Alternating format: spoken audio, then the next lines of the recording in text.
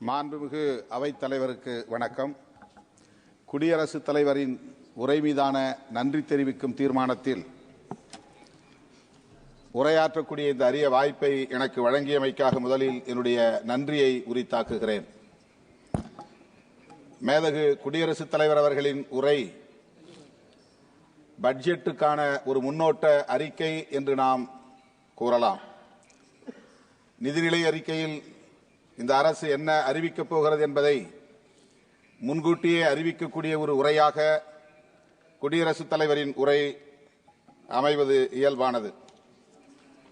அந்த வகையிலே பார்க்கிற போது பட்ஜெட்டும் அந்த நிதிநிலை அறிக்கையும் சரி, குடியரசுத் தலைவர் உரையும் சரி, நம்பிக்கை ஊட்டுவதாக இல்லை. பட்டியல் சமூகத்தினர், பழங்குடியினர், சிறுபான்மையினர், இதர பிற்படுத்தப்பட்ட வகுப்பினர் உள்ளிட்ட விளிம்புநிலை மக்களுக்கு மிகுந்த ஏமாற்றத்தை அளிக்கும் உரையாக குடியரசுத் தலைவரின் உரை அமைந்திருக்கிறது என்பதை வேதனையோடு நான் குறிப்பிட கடமைப்பட்டிருக்கிறேன்.